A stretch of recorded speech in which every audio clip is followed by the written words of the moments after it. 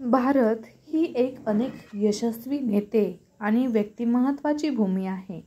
या नेत्यांनी आणि व्यक्तिमत्वांनी आपल्या कर्तबगारीने आपल्या देशाचे नाव रोशन केले आहे. आणि अशाच थोर व्यक्तिमत्वांपैकी एक म्हणजे किरण बेदी. आपले कष्ट आणि हुशारीच्या जोरावर या भारताच्या पहिल्या उच्चपदी महिला पोलीस ऑफिसर बनल्या. किरण या एक सामर्थ्यशाली पोलीस ऑफिसर, एक समाजसेविका, महिलांच्या हक्कासाठी लढणाऱ्या कार्यकर्त्या म्हणून त्यांचे नाव रूपास आले. त्यांनी भारतामधील जनतेसमोर आणि प्रामुख्याने महिलांसमोर एक आदर्श स्थापित करून दिला. भारत प्रगतीच्या दिशेने वाटचाल करत आहे आणि हे शक्यही होऊ शकेल. भारतीयांच्या बुद्धी आणि कामामुळे. पण खूप वेळा आपण अशा थोर लोकांची कामगिरी विसरून जातो.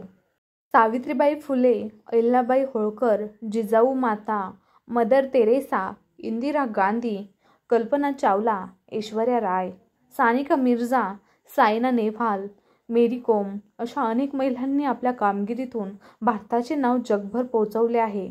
मग ते राजकारण, विज्ञान, मनोरंजन, खेळ, बिझनेस, तंत्रज्ञानाच्या प्रत्येक क्षेत्रात महिला आपला ठसा उमटवत आहेत.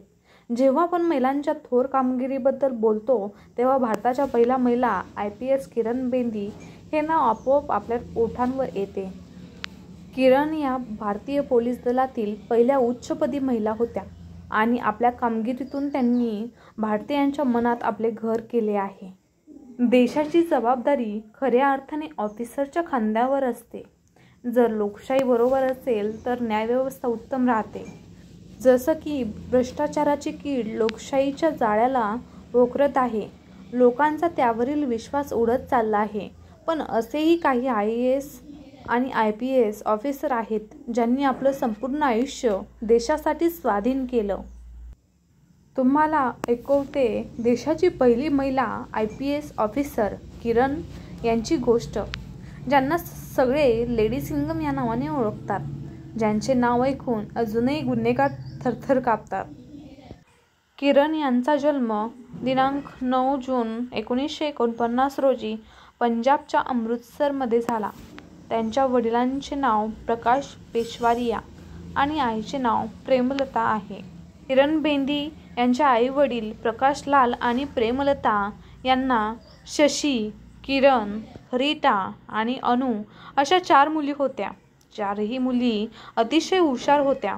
त्यांचे आई-वडील दोघेही पुरोगामी विचारांचे होते, ज्यामुळे मुलींना हुंड्यामुळे ओझे समजले जायचे.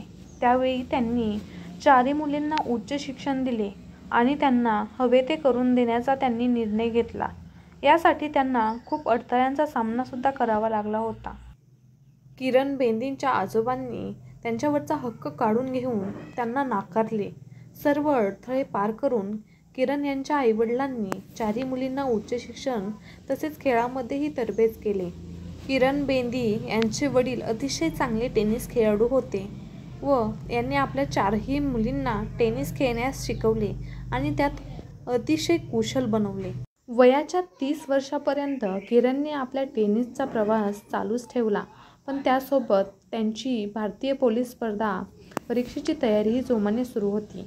भारतीय पोलीस सेवेत आपली वाटचाल सुरू करण्याआधी 1970 मध्ये ते अमृतसरमधील खालसा महिला महाविद्यालयाच्या राज्यशास्त्र विषयाच्या प्राध्यापिका होत्या.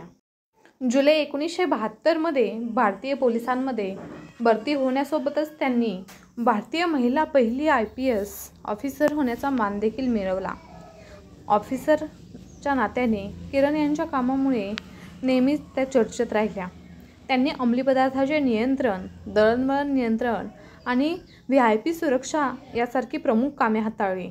1977 मध्ये त्यांनी इंडिया गेट दिल्लीवर अकाली आणि निरंकार यामध्ये उद्भवलेल्या शीख दंगलीला ज्या पद्धतीने नियंत्रित केलं ते पोलीस इतिहासात एक उदाहरण आहे. किरणचा 1993चा कार्यकाळ त्यांच्यासाठी अत्यंत महत्त्वाचा मानला जातो. त्या IG जेल या नात्याने सर्व जेलच्या अधिकारी बनल्या. त्यांनी या दरम्यान देशाची सर्वात मोठी जेल तिहार जेलला आदर्श बनवण्याचा प्रयत्न केला. या दरम्यान त्यांनी गुन्हेगारांचे मानवीकरण करण्याचा प्रयत्न केला. त्या म्हणाल्या त्या जेलला आश्रम बनवतील. आता बेंदी या पोलीस विभागाच्या भारतातील ब्युरो ऑफ रिसर्च आणि डेव्हलपमेंटमध्ये डायरेक्टर जनरल हे पद अधिकारी आहेत. संयुक्त राष्ट्रसंघाच्या पीसीकेपी विभाग पोलीस सल्लागार सुद्धा आहेत की ज्यांचे जीवन आपल्या सर्वांसाठीच प्रेरणादायी आहे. भारतीय पोलीस सेवेमध्ये 35 वर्ष पोलीस महासंचालक कार्यकर्ता म्हणून किरण यांनी 2007 मध्ये स्वैच्छिक निवृत्ती घेतली. दिनांक 22 मे 2016 रोजी किरण यांची पाँडिचेरी राज्यपालपदी निवड करण्यात आली.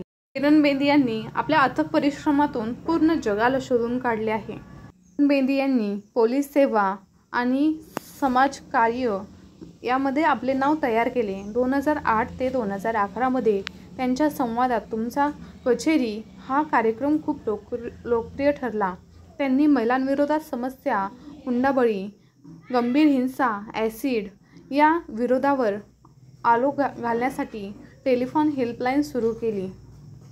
किरण बेदीबद्दल सांगायचं झालं तर किरण बेदी देशातील फार मोठं नाव आहे, पण फार कमी लोकांना माहीत आहे. किरण बेदी यांनी एक टेनिस प्लेयर देखील आहेत. 1972 मध्ये किरण बेदी IPS झाल्या. त्या देशाच्या पहिल्या IPS महिला आहेत.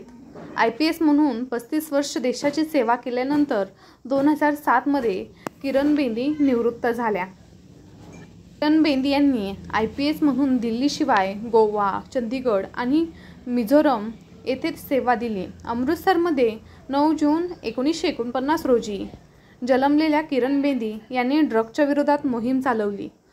त्यांनी तिहार तुरुंगाला मॉडेल जेल बनवण्यात योगदान दिलं.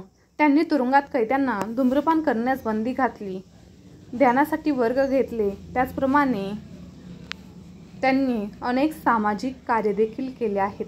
किरण बेदी यांच्या खाजगी आयुष्याबद्दल सांगायचं झालं तर किरण बेदी यांची ओळख टेनिस कोर्टमध्ये ब्रुस बेदी यांच्यासोबत झाली. ब्रुस बेदी त्यांच्यापेक्षा 9 वर्ष मोठे होते. 1972 मध्ये ब्रुस बेदी यांच्यासोबत किरण बेदी यांचे लग्न झाले. लग्नाच्या 3 वर्षांनंतर किरण बेदी यांना एक मुलगी झाली. 31 जानेवारी 2016 मध्ये ब्रुस बेदी यांचं निधन झालं. किरण बेदी म्हणजे एक खंबीर नेतृत्व जिने समाजासाठी अथक परिश्रम घेतले आणि सर्व महिलांसाठी एक आदर्श उदाहरण झाल्या. अशा किरण बेदी ज्यांनी भारतातील प्रत्येक स्त्रीसमोर एक आदर्श ठेवला की महिलाही सर्व काम करू शकते. Indian lady Singham. जय हिंद, जय भारत.